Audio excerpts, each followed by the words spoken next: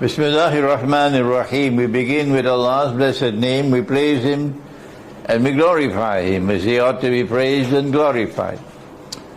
And we pray for peace and for blessings on all His noble messengers, including the last of them all, the blessed Prophet Muhammad.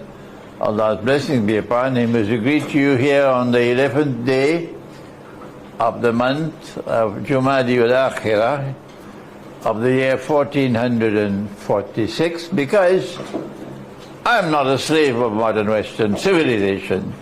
I'm not going to allow the modern West to enslave me. So we have a different system of time. And in our system of time, this is the year 1446. That's yours, and this is mine. But for them it is the month of December of the year 2024. And we're here in Shah Alam, close to Kuala Lumpur in Malaysia, on this morning of Yawmul Ahad, or Sunday morning. No, sorry, Saturday, Yawmul Sabt. And it is a great honor for me today to have with me sharing this discussion session on the subject of 9/11. Someone who is the most authoritative voice in the world today on the subject. Our dear and distinguished brother, Captain Dan Hanley, who was a pilot in the United States of America, and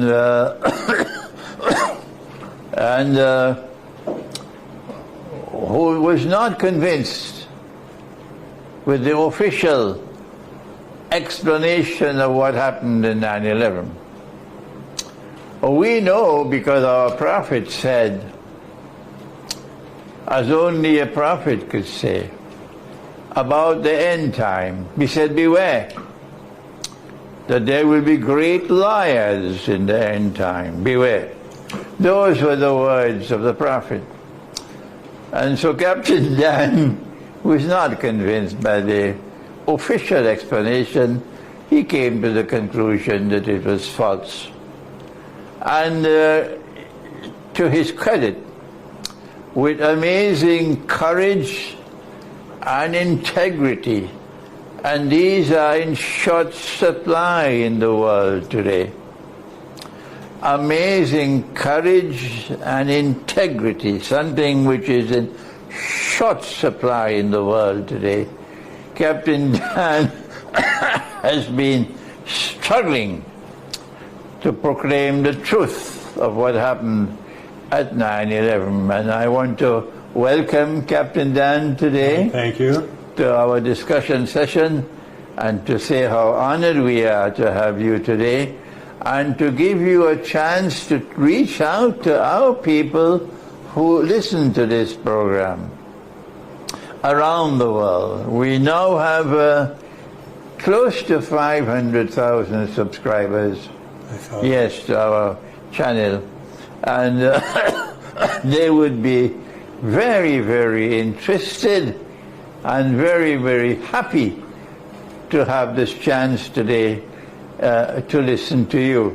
So welcome, Dan. Thank you, Sheikh, and let me just say it's an honor to meet you and to know you, and I appreciate our friendship. And let me start out just by saying a little bit about myself. I'm a U.S. citizen. I've been living in Islamabad, Pakistan for the last 15 years, and some people think because I'm controversial I'm hiding out there, and nothing could be further from the truth. I met, fell in love with, and married a Pakistani 15 years ago, and we've lived there happily since then. But the Sheikh already mentioned that I was a pilot. Let me get a little bit more specific there. I commenced flying 56 years ago in 1968 at age 19, which makes me 75. I'll save you the math. At first as a civilian, and I got my private commercial instrument and multi-engine rating in the next 2 years, and then attended a 4-year college and got a degree.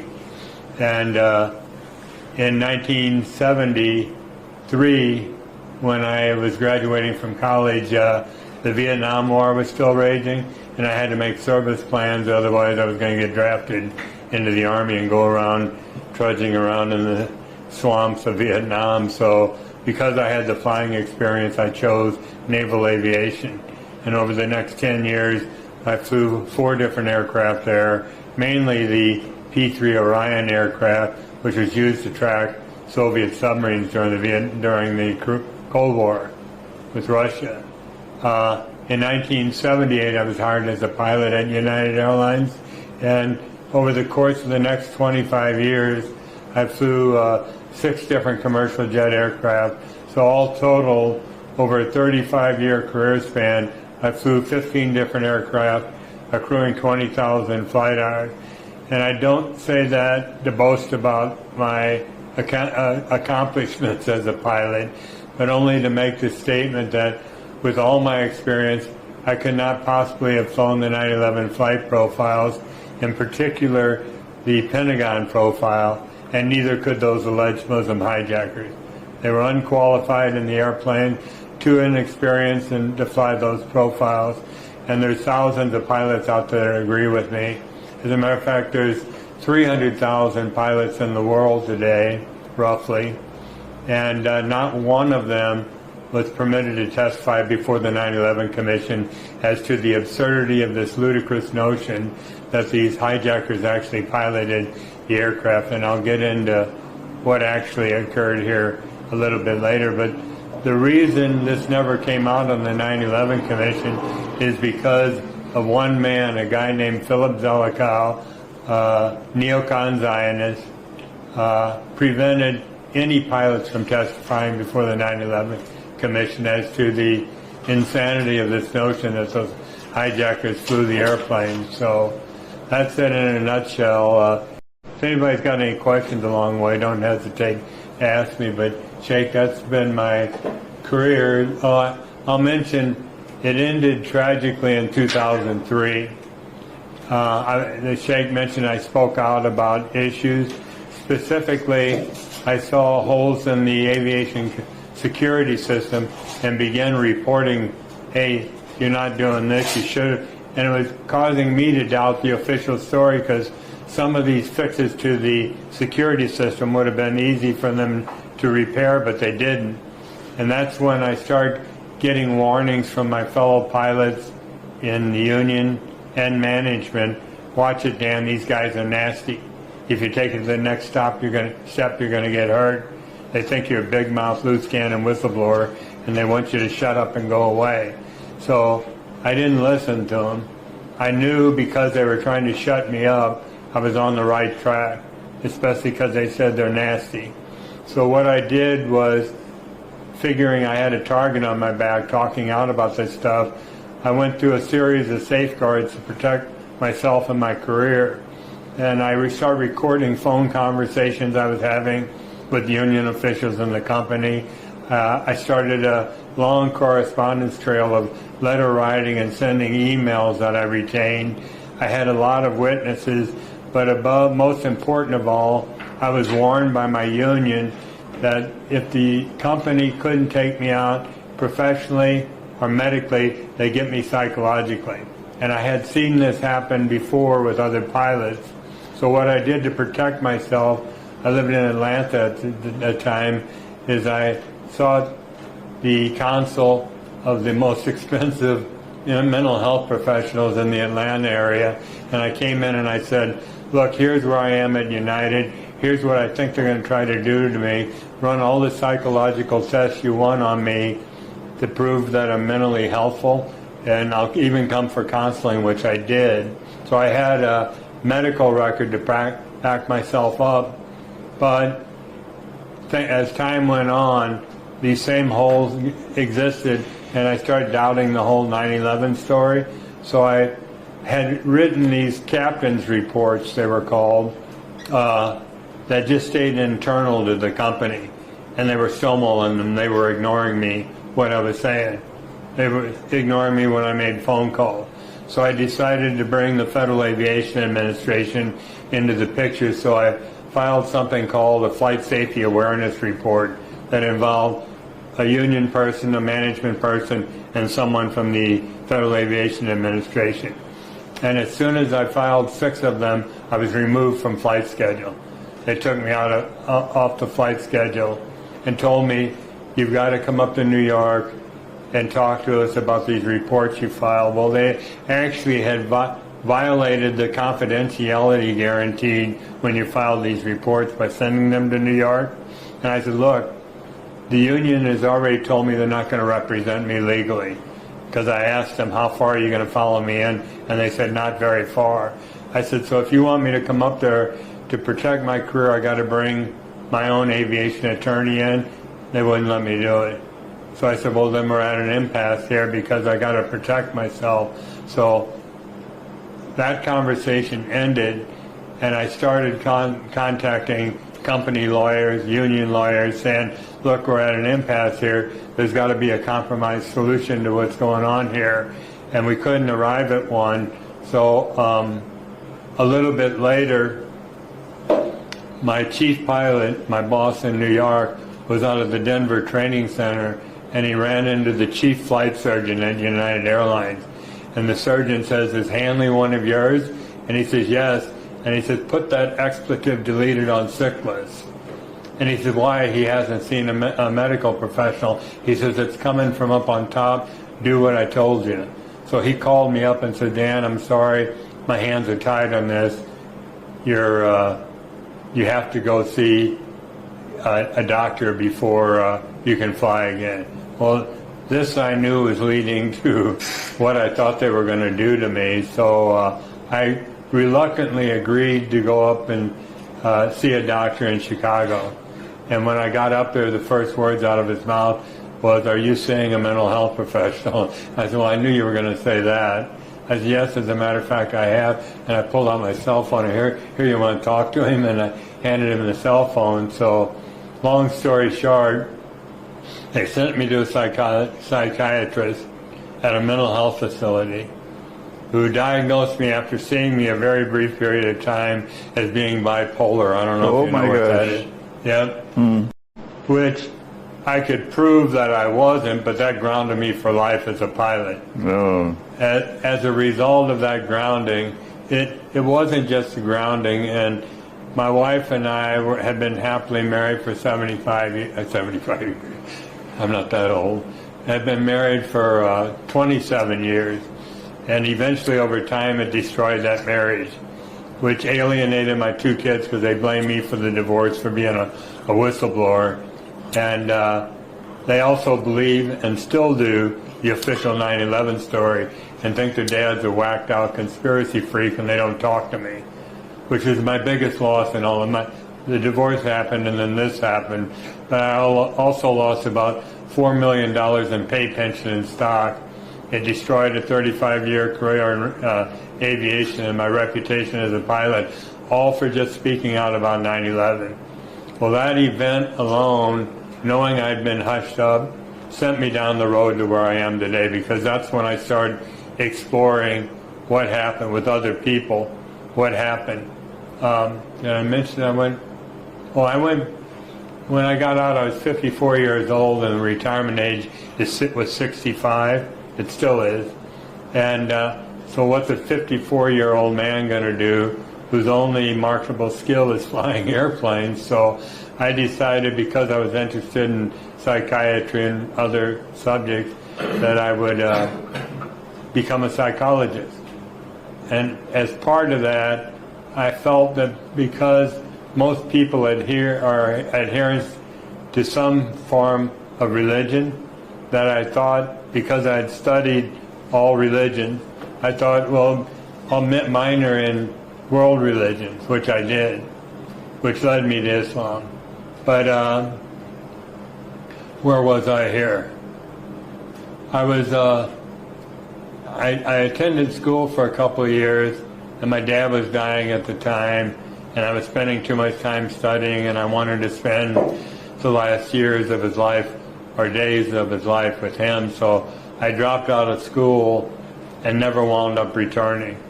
But it got me into a series of events in my life that led me here today. And one of them was the fact when they came out and said that these Muslim hijackers piloted that airplane. Because I had flown little airplanes early in my career and had also flown the Boeing 757 and 767 aircraft that were used on 9/11, I knew it wasn't possible. I thought to myself, they surely had to have had training elsewhere, because all we were told was that these guys trained in light single engine airplanes mainly. So I thought it's not possible.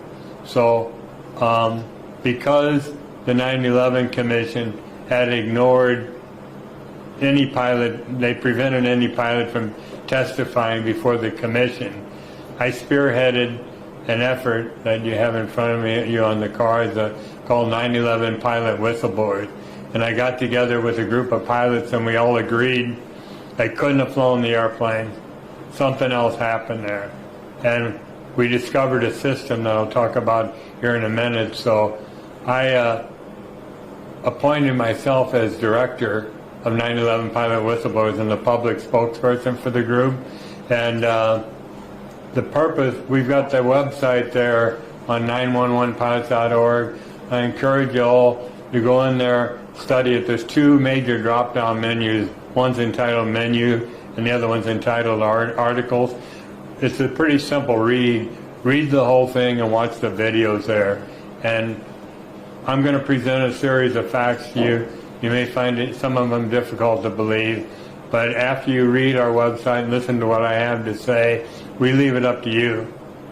You got the facts. You be the judge as to what happened on that day. The purpose of our organization is to show that there were no Muslim hijackers at the controls of the 9/11 aircraft. Not necessarily that they weren't at the controls, not necessarily that they didn't get into the cockpit, but that they weren't controlling that airplane. It was remotely controlled. It was electronically hijacked and remotely controlled through employment of a system called the uninterruptible autopilot that enables a remote source to take complete control of the aircraft autopilots and flight management computers and fly it to its designated target, whether it's another airport or into a building. Was that the same way the Malaysian aircraft was had? I was just here for that very reason. Malaysia Air 370, remember the Boeing 777 that left here heading for Beijing and suddenly disappeared out over the Indian Ocean? We claim that it was also employed with that airplane as well. But once the system's engaged, the pilots can't disconnect it. What about the Malaysian aircraft over Ukraine? Same thing, Malaysia Air 17. So that's what I was in here talking to people about yesterday. But they can't disconnect the system. So imagine the horror if you're a pilot flying along having your coffee and breakfast, and all of a sudden the airplane takes off on you and you go to click the switch that turns it off and nothing happens. You can't talk to anybody. They're not identifying you on radar. And off the airplane goes into the building. So this qualifies as electronic hijacking? That's what we call it, yes, electronic hijacking. Electronic hijacking of the aircraft. Actually, what we claim the system does is transmit navigation data. I'm talking about a course, altitude, and speed, which defines a trajectory, okay? It transmits that into what's called the flight management computer, which is like the brains of the airplane. And whatever is programmed into that computer, if certain modes of flight are selected, that's where that airplane's going. And it employs cruise missile technology. It's accurate within a meter or two. So if it's programmed to hit a building, that's where it's going. Or if it's been programmed to go to another airport, it'll auto land there. So that's what we claim happened. That's what we claim our purpose of our system is, and that's what we're trying to get out to, in particular, the Muslim world. And why? Because Muslims have been more harmed than any other group of people on the planet Earth as a result of the lies of 9/11. So that website you see there was designed for 2 billion Muslims to read. We want them to know the truth. I had a young boy, Muslim from Singapore, he messaged me on Facebook last year, and he said, we were talking for a bit, And he says, you know, I'm almost ashamed to call myself a Muslim because of what happened on 9/11. And I went, oh my God, do people actually believe the story, to feel that way about it, which further was a catalyst for me to continue moving forward. There's 240 million people in Pakistan. 98% of them are Muslim. 60% of them are age 30 or below, which means they were at most 10 years old on 9/11 and probably have been fed the propaganda to believe the official story. So last year I set up a PowerPoint presentation and talked to another individual that's traveled the world preaching 9/11 lies, with the intent of going to colleges and universities and try to enlighten young people who might still believe the official story of what I'm telling you here today. But one of our goals has been to recruit highly trained and experienced pilots, whether they're active, retired, military or civilian, who will attest on camera as to the absurdity of the story. They claim not only could the hijackers not have flown the aircraft, but that they could not have flown those flight profiles themselves. And if you go to the website, on that drop-down menu, there's a pilot interviews page. I was actually conducting these interviews with pilots worldwide from a variety of backgrounds. And they were all saying the same thing. They couldn't do it, and here's the reasons why. So we've only got 10 interviews on there, but we felt that that was sufficient to convince people that pilots don't believe this story. So how many people would believe that you could remotely control a large commercial jet aircraft? Well, let me give you a little history of the development of remote control technology. It dates all the way back 80 years ago to 1944, towards the end of World War II, when the Army Air Corps launched an operation called Operation Aphrodite out of the UK. And what they did was take old B-17 bombers, gut them out to lighten the weight of the aircraft, and loaded it up with 30,000 pounds of Torpex, which is a highly incendiary compound. And our pilots were required to make the takeoff, but once they got airborne, they'd bail out of the airplane, and these aircraft were remotely guided to targets in Europe. This is 80 years ago they were doing this, okay? And we mentioned on the website, John F. Kennedy's older brother, Joe, was killed on one of these top secret missions when the airplane blew up due to a malfunction before he had a chance to bail out of the aircraft. And there's a short film clip on the website with regard to that. But if you jump ahead from 1944 to 1962, this wasn't actually the remote control of an airplane, but a plan to do it. It was the United States government was looking for an excuse to invade Cuba and overthrow Fidel Castro. And the Joint Chiefs of Staff presented a plan to the Secretary of Defense, who approached JFK and said, look, we've got this plan called Operation Northwoods. What we're going to do is conduct a series of false flag events. We're going to attack a U.S. ship in foreign open water and blame it on the Cubans. We're going to have false flag terrorist attacks in the United States, blame it on the Cubans. We're going to attack Guantanamo Bay, the same thing. But the biggie here was they said, we're going to take an empty military aircraft, remotely control it over Cuba, blow it up, and say the Cubans did it. Now, if that has a familiar ring to it, that's what happened on 9/11. They took an airplane, created a disastrous event to justify invading a foreign country. Now, this is 39 years before 9/11. This was their mindset in the Pentagon, that they could accomplish a mission like this. 39 years later, they did it.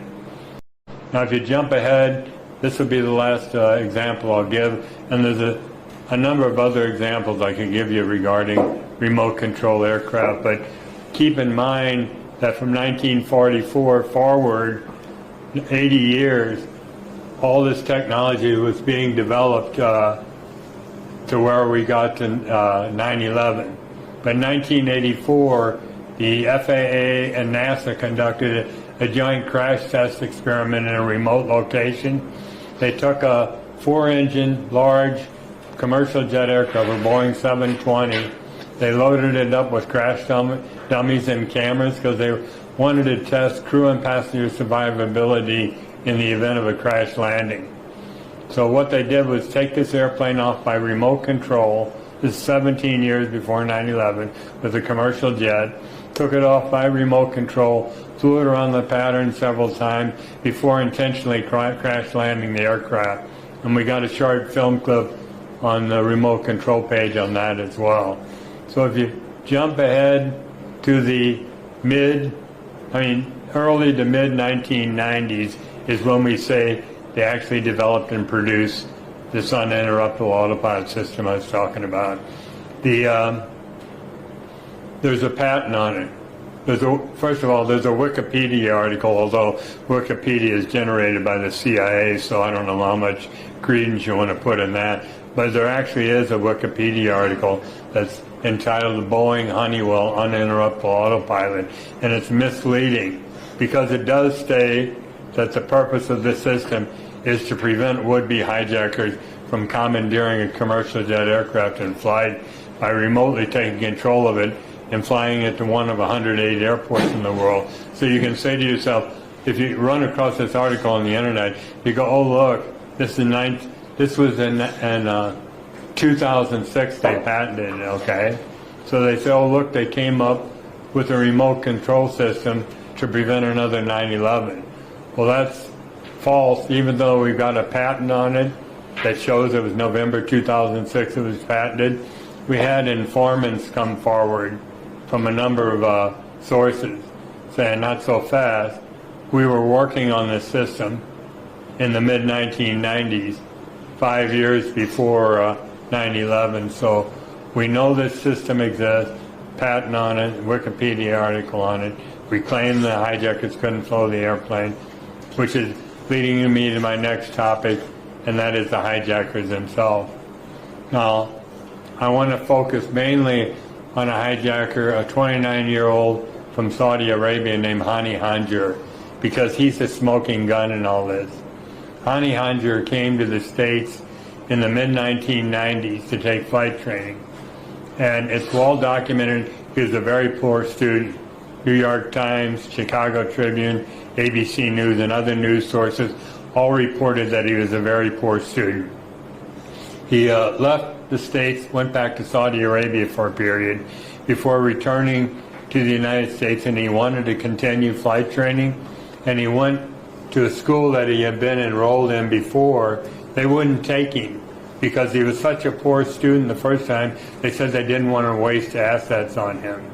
So what was the maneuver Hani Hanjour was supposed to perform? The airplane, it was American 77, a Boeing 757, took off from Washington Dulles Airport heading for the West Coast. And it got up to cruise altitude for a while before it did an about-face 180-degree turn and started a descent into Washington. The airplane gets to 7,000 feet and it commences this descending, accelerating corkscrew turn to arrive precisely at the surface without skidding the surface. That was a trick. The 330-degree turn isn't so difficult, but at 500 knots to get the airplane stopped just a few feet off the surface without skidding it and driving it all the way into the Pentagon at that speed and strike it on its first attempt is absurd for a guy that was a poor student. But it gets better than this. This same maneuver was replicated in a flight simulator and flown by highly experienced pilots. They crashed the simulator trying this. Yet we've been led to believe by the 9/11 Commission and the U.S. government that Hani Hanjour, this poor student, accomplished this amazing feat on his first attempt. It was impossible. It gets even better. Hani Hanjour, a month prior to 9/11, goes to the Freeway Airport in Bowie, Maryland, and wants to rent a little Cessna 172, a light prop-driven aircraft, right? Well, when you show up at an airport like that, if they don't know you, you got to prove you can fly. So they take you up on an evaluation flight. Well, Hani Hanjo didn't go up on one or two. He went up on 3 evaluation flights in this light airplane and flunked all 3 of them. There was a male pilot named Ben Connor, female named Sheila Baxter. They both came to the chief instructor saying, don't rent him the airplane, he can't fly, he can't handle it. And it took me a while to track him down. The chief flight instructor's name was Marcel Bernard, and he was very reluctant to talk to me. I left him, excuse me, let me get a drink of water here. I'm talking. Okay. I'm a blabbermouth. Okay. I left Marcel Bernard voicemail twice, and my name's Dan Hanley, 911pilots.org. Check the website out. So I said when I called him the 3rd time, I had to get up super early. He lived in Washington, D.C. And he says, who is this? I said, it's Dan Hanley. He goes, I have nothing to say to you. And I said, well, wait a minute. He goes, no, you listen to me. He says, do you know who we're dealing with here? I go, yes, the most powerful, ruthless subhumans on the planet Earth. Very wealthy people. He goes, that's right. He says, do you know what you're going up against right now? I go, no, I know exactly what I'm going up against. And I understand why you want to remain silent. I said, but you serve as a critical witness. Would you agree to let me interview you on tape? He goes, absolutely not. His wife was in the background screaming, hang up on him, hang up on him. And he's going, no, wait a minute, wait a minute. So he read me the riot act and then hung up on me. And I tried 2 other times to call him. He'd answer. He goes, who is this? I go, Dan Hanley. Click. He wouldn't talk to me. And you got to understand what a critical witness he is in all of this, because his story blows the heck out of the whole 9/11 story that these hijackers could fly. So, the story keeps getting better. So what did Hani Hanjo flunked the 3 check rides at the freeway airport. He goes down the road 3 days later to another fixed base operator called Congressional Air Charter. And he goes up flying with a pilot named Eddie Shalev. Now, Eddie Shalev comes back from the check flight and says he's a good pilot. So what appears in the 9/11 Commission final report? Only Eddie Shalev's statement that he was a good pilot. It appears that but an end note in the final report, none of this testimony was taken under oath, okay? And I'll point out that the FBI and a member of the 9/11 Commission staff actually went out to these airports, interviewed these pilots, so they had testimony from all 4 pilots, the 3 at Freeway and Eddie Shalev, and yet the 3 were ignored completely. That whole testimony was ignored completely because it would have shattered the 9/11 story. So why didn't this appear in the 9/11 Commission report?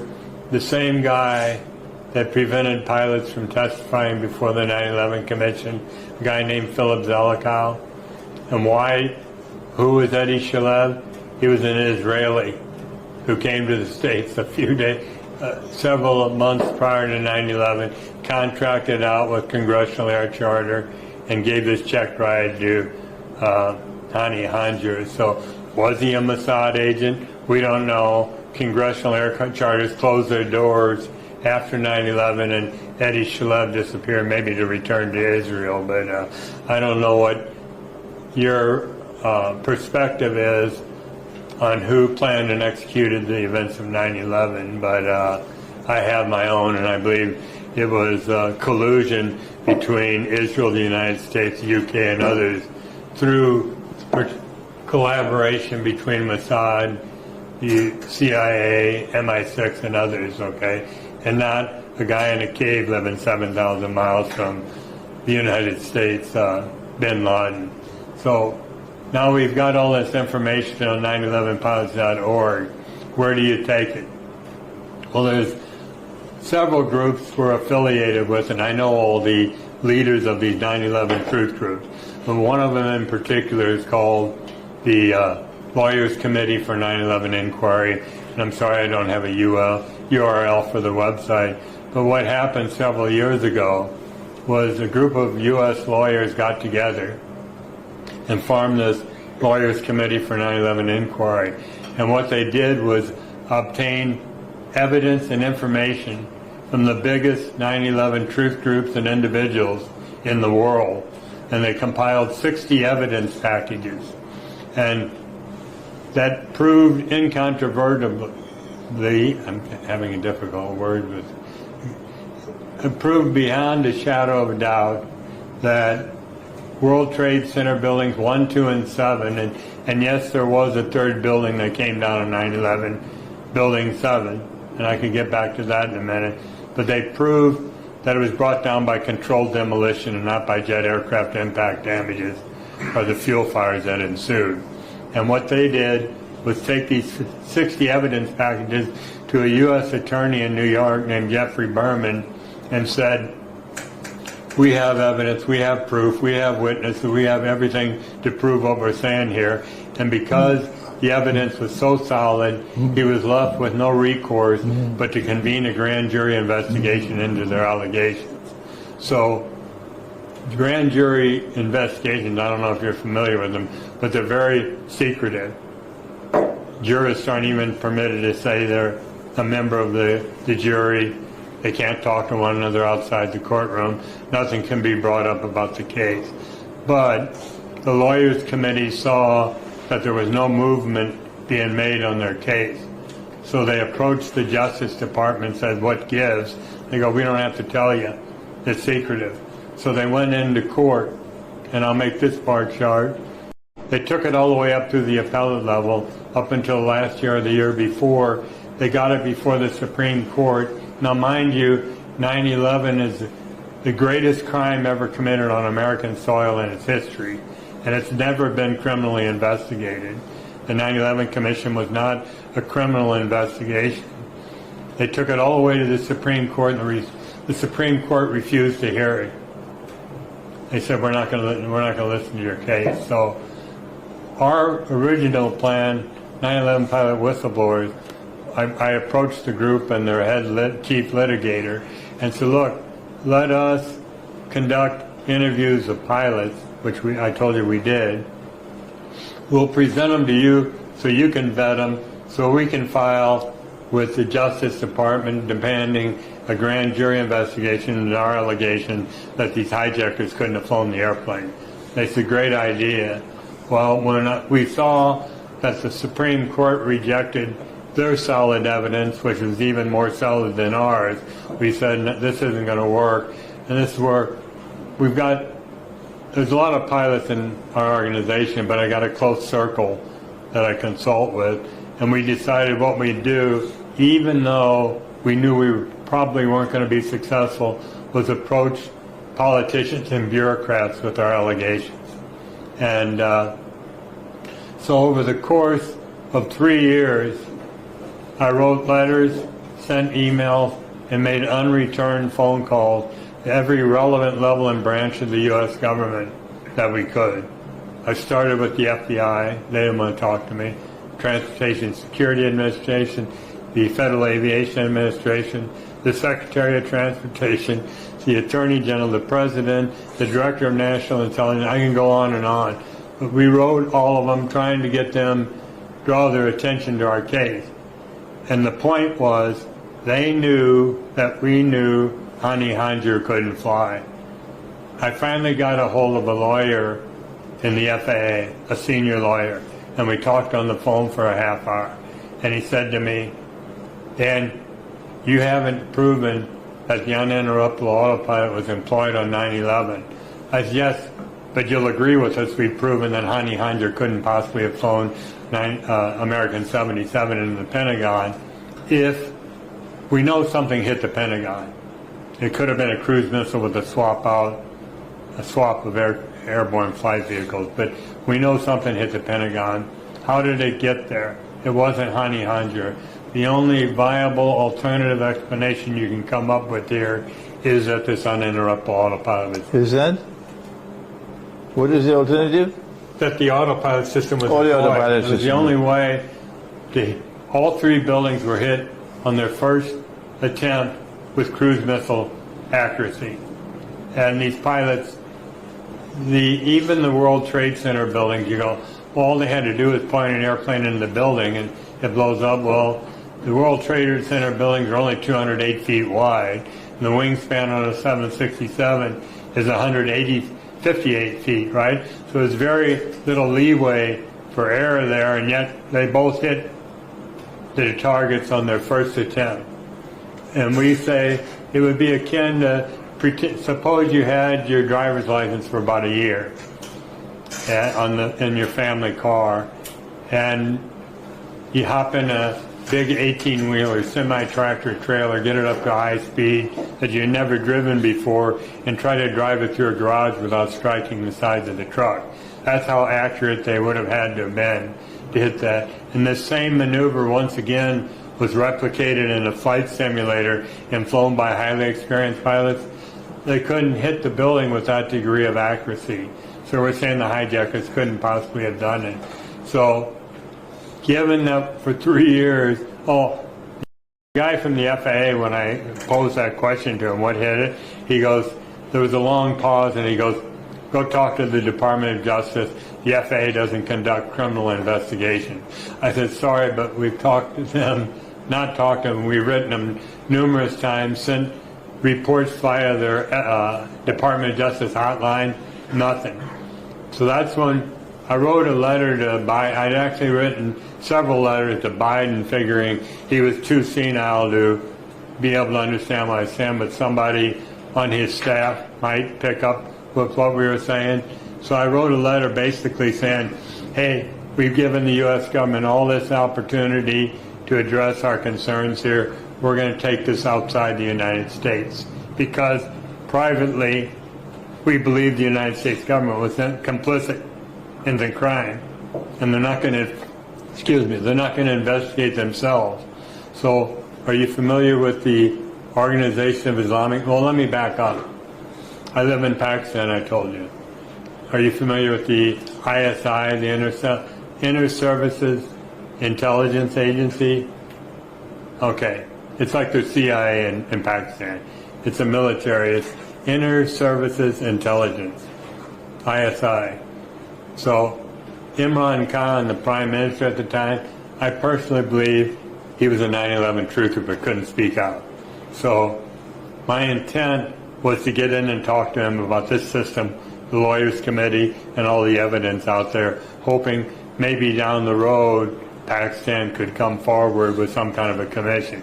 Because you got to realize, more than any country in the world, Pakistan suffered the greatest loss of life, 70,000 people, due to terrorism. And they lost $120 billion. So I thought by approaching the 240 million Pakistani Muslims in the country, telling them there were no Muslim hijackers at the control, would resonate well with them. So I wrote to Imran Khan and his foreign minister, and said, hey, look, we got this evidence, I'd like to come in and talk to you. And the next thing I get is a letter from the military sector, their military secretary, saying you got to come to us. So I wrote a letter to them explaining why I wanted to go in, and I got a call from them. I thought, I'm making headway here, right? Well, they said to me, they said to me, what do you want to see Imran Khan for? And I told them. They said, we'll get right back to you. Well, they never did. I waited a couple of weeks, and I go, I'm getting stonewalled again. So that's when I went to the ISI, because the ISI is all-powerful in Pakistan. It's running the show over there right now. And I wrote a letter to the Director General. And a couple of months later, in March 7th to be exact, of 2022, I get a phone call from the ISI saying, the Director General wants you to come in and talk to us. So I went through all their security stuff to get myself and my wife inside the facility into an office, where a colonel came in and talked to us for an hour. And I explained this system to him and how we've been stonewalled by the United States. And he said, well, look, The Director General wanted to be here to talk to you, but he couldn't. But we want to bring you back in. We're going to assign the film crew to you, and you're going to create a documentary of what you're talking about. I was great. So I went away, and what happens the next month? The CIA U.S.-backed military coup ousted Imran Khan. that ended that. So we thought, where do we take it from here? You're probably familiar with the Organization of Islamic Cooperation, the OIC? Yeah, okay. Well, that's the collective voice of the Muslim world. That it was like... is not the collective voice of the Oh, world I of found Islam. that out. That's bogus. I found that out the hard way, because we thought, well, that's the UN of the Muslim world. And then we saw that there were 57 ministers of foreign affairs that represented the body of the OIC. So what we did, I wrote the Secretary General explaining who I was and complaining that not only had the United States ignored our plea to investigate this, but the Muslim world was ignoring us too. And I asked them to establish an International Islamic Commission for 9/11 inquiry. It's like a Muslim 9/11 commission. And we had ideas on how we were going to conduct that. I'll mention in a minute. And initially, making phone calls, I got through to people. I said, I guess there's no hope of me talking to the Secretary General. And they said, no, let us give you the name of another guy, which they did. I talked to him once. He goes, send me an email of everything you're about and what kind of evidence you have, which I did. It was the last I heard of him. When I said it was me, they wouldn't pass me off to anyone else. So we went to the Muslim World League, which is in Mecca. We went to the Council of Muslim Elders. We went to the European Muslim League, all the same thing. We got nowhere. So that's basically what brought me to Malaysia. The Sheikh told me a few months ago, hey, I'm going to Malaysia. I'm going to try to meet Mahathir Mohamad. And I said, hey, would you mind if I tag along? Because I thought I'll present that. And that's why I'm here right now. And that's why I can't go into detail about what we talked about. As a matter of fact, I said, don't even bring it up, but I will. Are you familiar with the MEIO? The Malaysian External Intelligence Organization? Well, I'm trying to go through them for the same reason I went through ISI in Pakistan, and that's to get to the Prime Minister. And I had met with him yesterday, and I explained to him everything I just talked about. And I said, the ultimate goal would be for Malaysia to at least sponsor, hopefully, or endorse our proposal of establishing this International Islamic Commission for 9/11 inquiry. So that was a 3-year road we went down and got nowhere. So you say to yourself, there's 195 countries in the world. Why do so few leaders speak out, in particular Muslim leaders? And you can look, Mahathir Mohamad did, Ahmadinejad in Iran did, Hugo Chavez, Venezuela, Francesco Cosiglia in Italy, the president, all spoke out saying it was an inside job, etc. And they got nowhere with it. So why is it the other 191 countries don't want to speak out? It's because what I said, the most powerful, wealthy, ruthless subhumans on the planet Earth planned 9/11. And these leaders are afraid that they're going to get Saddam Hussein or Muammar Gaddafi or have their economy crash by the bankers that run the world, that they won't speak out. None of them. And this is such a horrific crime. And why am I at age 75 still talking about this?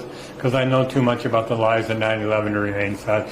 I could talk for 6 hours here and tell you other information about things that I know about 9/11, but I'm here because there's been millions of Muslims killed, maimed, or displaced, in the Middle East and South Asia as a direct result of the lies of 9/11.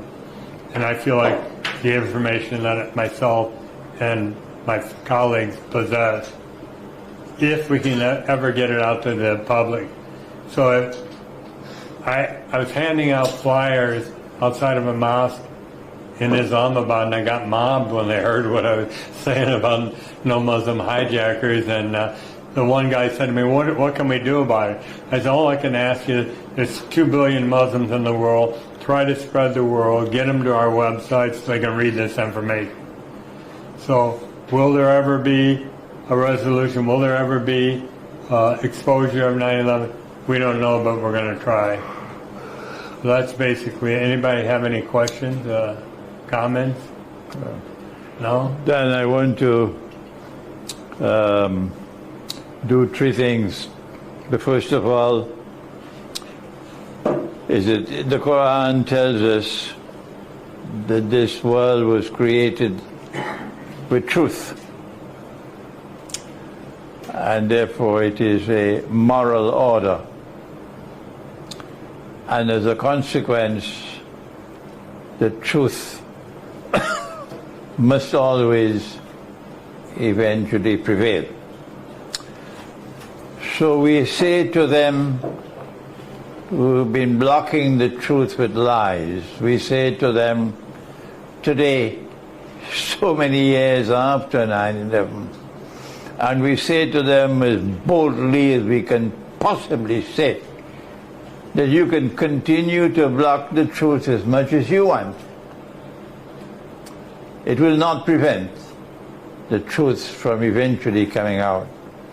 And we have to commend you, Dan, Captain Dan, for your courage and your integrity, for having the courage and the integrity to pursue this subject for so long, when we have so many pygmies amongst us, politicians, diplomats, businessmen, professionals, who are pygmies of men, who have no courage and who have no integrity and will not stand up to proclaim the truth. Our prophet said, as I said to you earlier, he said that in the end time there would be great liars, and yet we have so many sheep and cattle and goats and camels who swallow the lies, and they eat their biryani. It's a nice meal, eh?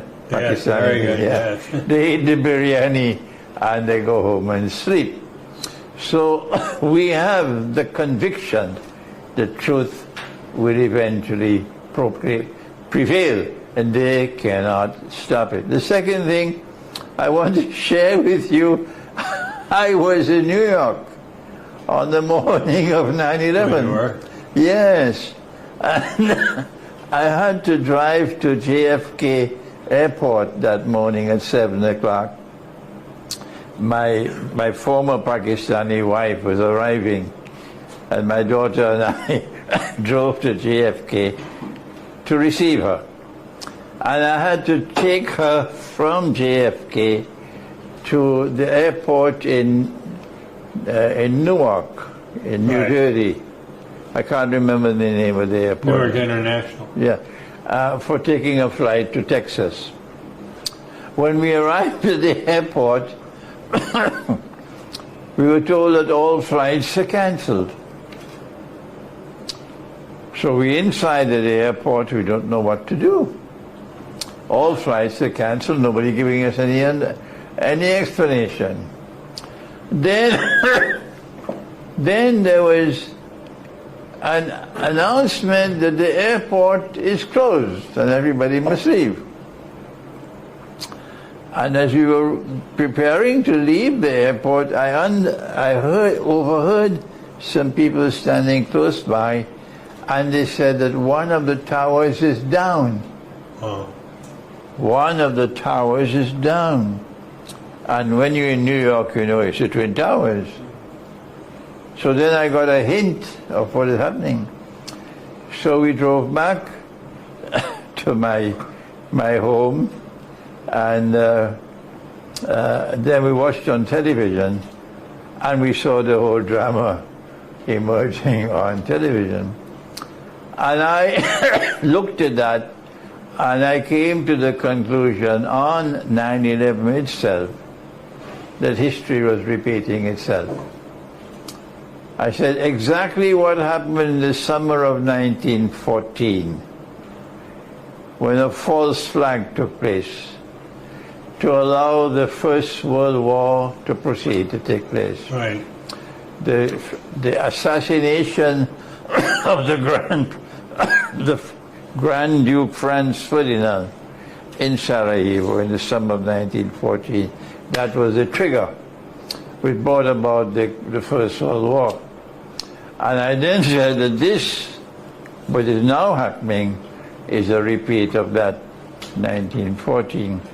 And I also said about 9/11, I said there are lies, and then there are great lies, and then there's 9/11. Yeah.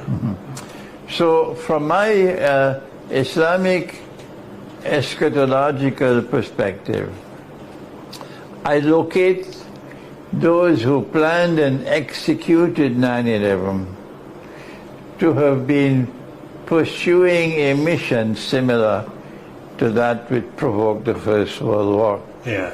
And that's exactly what has happened since then. And it just continued in Syria, where they call them terrorists. The United States says about these jihadists that they are terrorists.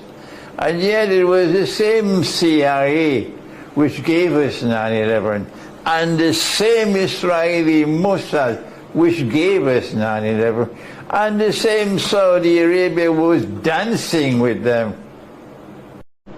Right. The same people who now finance and armed these terrorists to go and overthrow the government of Syria, of Assad. So history is repeating itself. From 9/11 to this day, they're trying to change the world, to make the world safer. Well, I believe that 9/11 was designed to usher in the New World Order. And you mentioned Mossad, CIA, and MI6, and other intelligence organizations. It depends upon your worldview. I personally believe there are these monstrous forces that run the world economy, run the world right now. Now, whether you want to say it is the 13 bloodlines, the Jesuits in the Vatican, the Illuminati, Council of 300, Rothschilds, Rockefellers, Soros, you name it. There's these massive organizations that I feel called in the hit that had been planned for many years. I mean, you can go back 39 years to Operation Northwoods forward, and they had planned this event to usher in the New World Order, which is what we see is happening right now. Because if you look at Israel involvement, why would Israel be joyous over that? I don't know if you're familiar with the Greater Israel Project. Okay. Israel claims all land from the Euphrates to the Nile River as part of their promised land.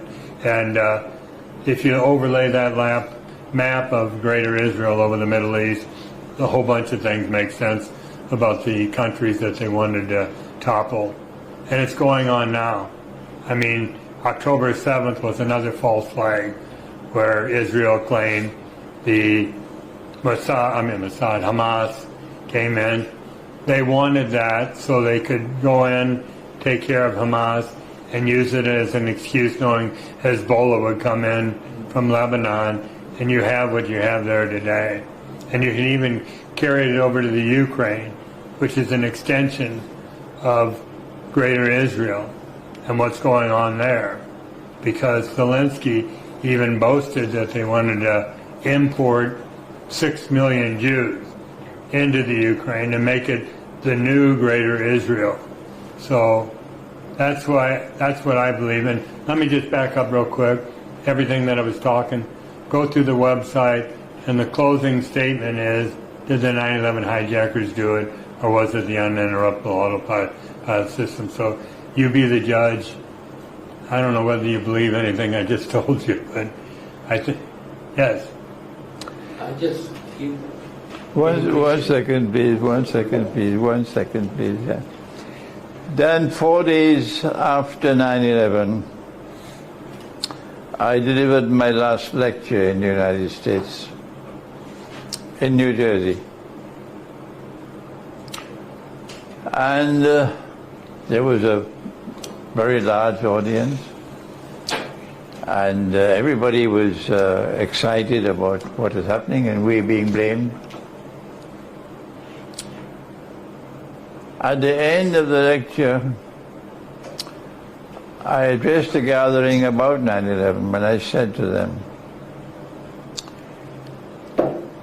that we condemn what happened on 9/11. And we ask Allah, the Lord God, to punish with the greatest possible punishment and to curse with an eternal curse all those who are responsible for planning and executing 9/11. And I ask the audience now, will you raise your hands and join with me to make this prayer? Two people who are sitting by my side, how can we do this when we are the ones who are responsible? Yeah. I said, I'm going to ignore you. Now then, my audience, will you raise your hands? The whole gathering raised their hands. And we prayed. This cannot be anti-Semitism. Yes. This cannot be anti-Semitism. Go and take your anti-Semitism and throw it into a garbage bin, because our people are raising their hands and praying to the Lord God to punish with eternal punishment and to curse with an eternal curse all those who are responsible for planning and executing 9/11. And our people, everybody, including the two, raised their hands and they prayed. And after the prayer was over, I said, now we invite the Jews to do what we have done. Full stop. From that day to this day, no response. No response. Yeah. Then we had a wonderful opportunity today for our people to revisit 9/11. If we had more people like you in the world, in governments, people with courage and integrity. Our Prophet said, he said, the greatest jihad is to speak the truth in the face of a tyrant. That is what he said. Yeah. The United States of America is the greatest tyrant of all, after Israel. And the greatest jihad is to speak the truth, but they're scared. They're all scared. Right. They don't have courage, they don't have integrity, and that's why today it is such an honor for us to be in your company. And we pray that Allah might bless you and those who are inspired by you to be people of courage and integrity. You remind me of Malcolm X. Yes. You remind me of Malcolm X, and it is such an honor for us and my students around the world that today we've had a chance to listen to you on 9/11 and to understand from you, number one, that there were no Muslims who were responsible for 9/11, that this matter of bin Laden and some people in Afghanistan is all rubbish. And they use lies to wage wars to change the world, to make the world safer for Israel. What has happened in Israel, in Syria, with the regime of Assad, is simply to make the world safer for Israel. We don't know whether they'll wage war on Iran as well, to make the world safer for Israel. and to wage war on Russia, which of course be nuclear war, in order to make the world safer for Israel. We know that we have had a lot of tears since 9/11. We have suffered much since 9/11. But we know from Islamic eschatology then that the suffering has not ended, that there is even more suffering ahead of us. And what we are doing is giving to our people the capacity to show patience while we go into the storm. And do not give up hope. Do not blame yourselves. They're putting the blame on you when they're the ones to blame. And keep the faith, and tomorrow the sun will shine once again when the Messiah, the true Messiah, Jesus, the Son of Mary, returns. There are only two people in the world who believe that Jesus will come back. And they're Muslims and they're Christians. Oh. But then there are two kinds of Christians. There are those Christians who seek to follow Jesus. And today they're led by Russia. And there are other Christians who follow a fellow called Santa Claus. Yeah, you're talking about Christian Zionists? That's right. And these are the Christians of the Western world, and they're the ones who control the news media, they give propaganda around the world. And these two people, the Christians who follow Jesus and the Muslims who follow Muhammad, who pray in the direction of Mecca, not Washington, these two people are destined to come together in friendship and alliance in the end time. And so what you have said today in returning to 9/11 is a message not only to the world of Islam, but also to that Christian world which is led by Russia. And there are many, many of them who listen to me. And we hope and pray that Allah might bless your efforts. I don't know if it's possible that we might succeed one day in having establishing a commission which will excuse me, which will investigate the 9/11 from a different perspective than that official investigation and explanation which has come from Washington. Then I want to allow the questions now. If there are any who would like to ask questions, we have. No, basically, just because being Malaysian, and then you mentioned about MH17 and MH370. Do you have any more? Any detailed story about 370, especially? In addition to those two Malaysian aircrafts, can you also comment on the aircraft of General Ziaul Haq, which crashed?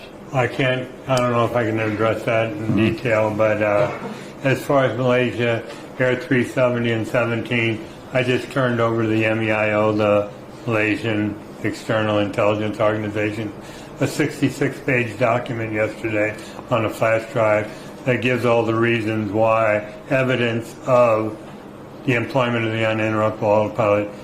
Because if you look at what happened with that airplane, it took off from Kuala Lumpur, right, heading from Beijing. When it got airborne, it went through a series of erratic turns off course before disappearing out over the Indian Ocean, and all communications were seized, transponder was seized, and in this document they claim that the first officer, the co-pilot, was frantically trying to make cell phone calls.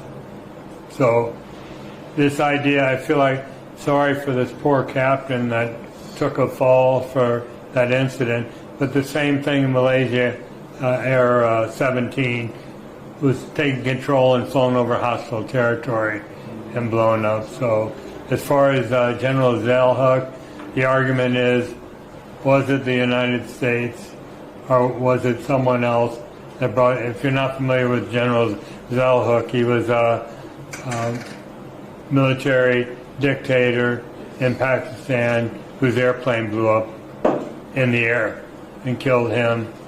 And I think it was Minister of Foreign Affairs, I don't remember. No, the American ambassador was on the flight with him. Oh, that's who it was. Yeah, I knew there was somebody important there. But as far as that one goes, it's still up in the air on who is to blame.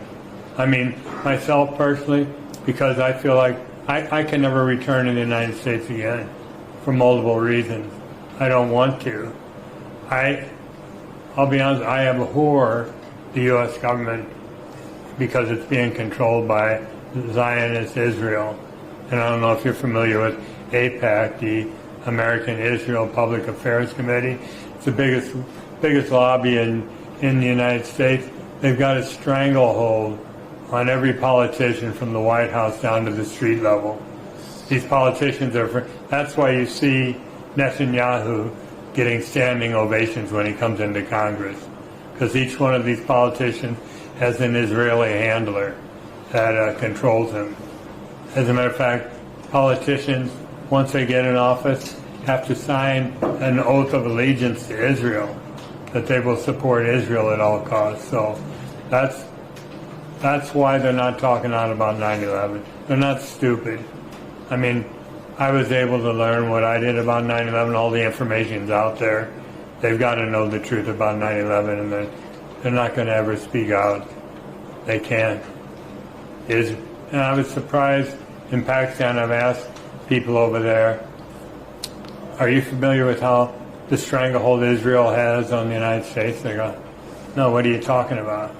So I think a lot of people on the outside looking in that haven't investigated don't realize that that's the case, but it is.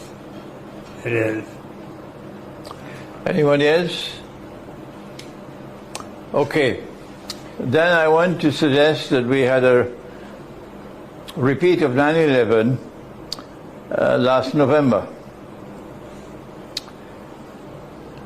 That weapons and drones which were on their way to Ukraine were siphoned off. We're done what? Weapons, state-of-the-art weapons and drones and so on, which were being shipped to Ukraine, were siphoned off by the CIA and by the Mossad, the same two players. And they used middlemen in Saudi Arabia to get these into Gaza.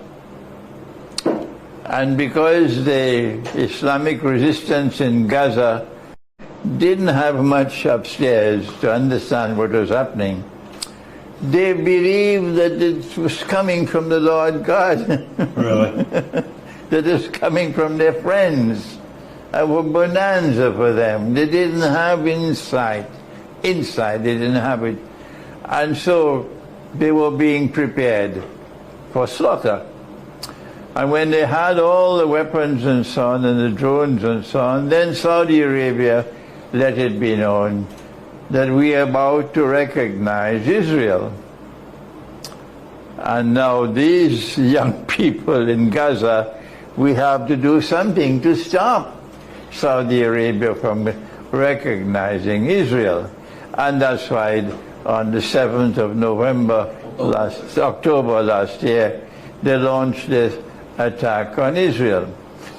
Israel knew the attack was coming. Right. Like the United States government knew that 9/11 was coming. That they knew that the attack on Pearl Harbor was coming. They knew all these things. The government of Israel knew that Hamas was going to attack. Egypt warned them. The government of Egypt warned them. They knew it was coming. Why did Israel allow the attack to take place? Because of the same reason why the government of the United States allowed 9/11 to take place. So that they could exploit this opportunity to do what otherwise they could not do. So since 9/11, the United States has been a warmonger all over the world, toppling governments, waging wars shamelessly on Israel's behalf. Right. And since October the 7th of last year, Israel is doing the same thing. And that's what just happened in Syria. They're milking what Hamas did in order to advance an agenda. The question is, what more does the United States want from 9/11? What more does Israel want from 9/11?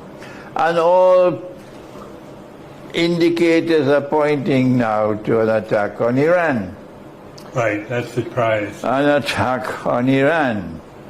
And your President-elect Donald Trump is on record. Why does Israel not bomb the Iranian nuclear sites? That's what he wants. And so, Dan, there are fireworks coming up ahead of us because while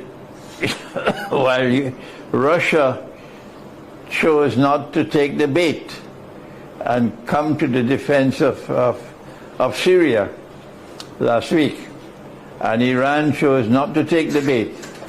Otherwise, if Iran and Russia had taken the bait and entered militarily, NATO would have entered militarily, and Ukraine would be off the hook. Right. That's why they wanted it. Ukraine would be off the hook. But this is our session that's coming up later today. But Russia and Iran chose, sensibly so, not to take the bait.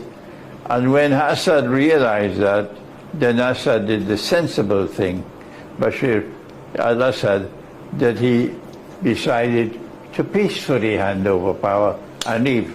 Okay? So what more is awaiting us? And if it is an attack on Iran, I don't think that Russia will stand aside. I think that Russia will not stand aside if there's an attack on Iran. So the future which is lying ahead of us is terrifying. But I'm glad that you are in Malaysia, and I want to appeal through this discussion session to those in Malaysia who are listening that it is time for such a commission of inquiry to be established on the 2 Malaysian aircraft.